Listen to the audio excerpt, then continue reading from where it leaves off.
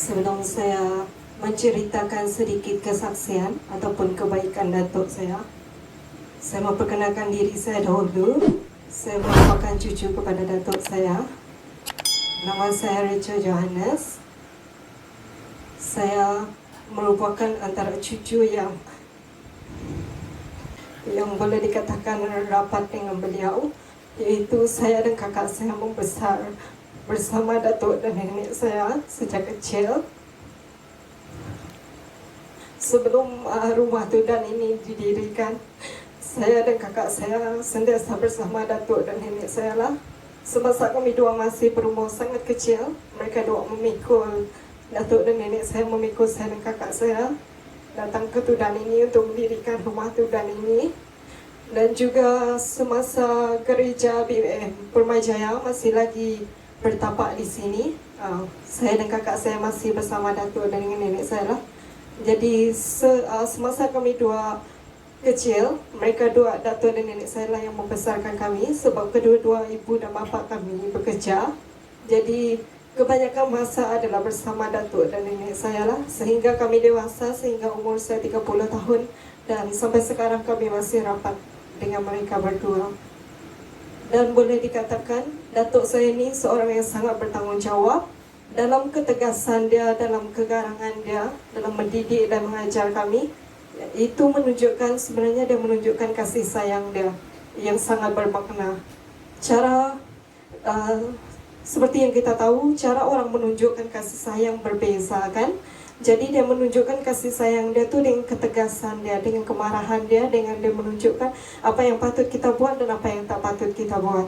Dan semasa kami kecil, apa yang dia buat kepada saya dan kakak saya adalah dia mengajar kami berdua pergi toreh getah, pergi menuai padi,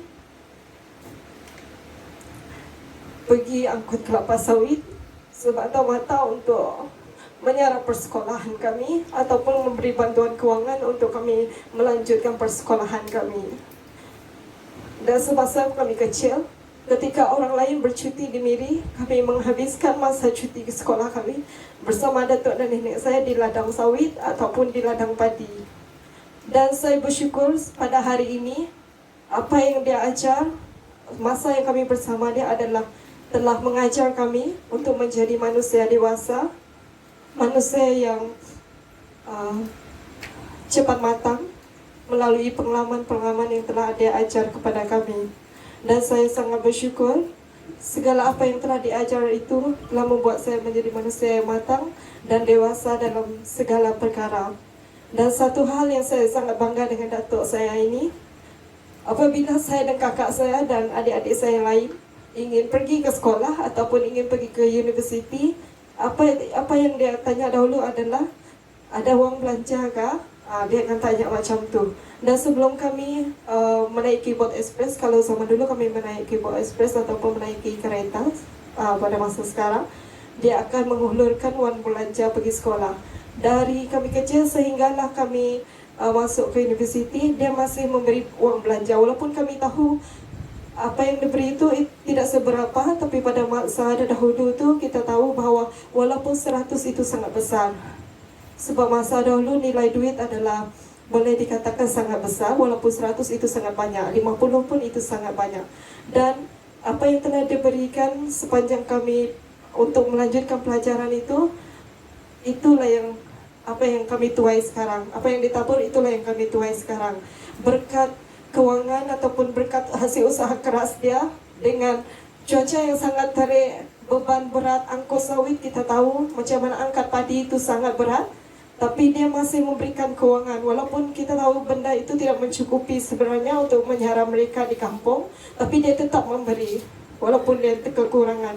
Itu yang saya puji dan saya hormat dengan datuk saya ini sebagai seorang datuk yang sangat bertanggungjawab dan penuh kasih sayang. Walaupun dia tahu dia kekurangan, tapi dia masih memberi. Itu yang sampai sekarang saya sangat menghargai pengorbanan datuk saya ini. Saya sangat menghargai kebaikan dia, dan saya sangat bersyukur kerana dia telah lihat apa yang dia telah tabur bertahun-tahun dahulu. Dia telah melihatnya apa yang cucu dia sudah capai sekarang. Dan Bukan saya sahaja, cucu-cucu lain juga berjaya dalam bidang mereka masing-masing. Dan saya bersyukur dia sudah melihat anak-anak dia sudah berjaya, cucu-cucu dia sudah berjaya sampai sekarang. Itu sahaja daripada saya. Sekian, terima kasih.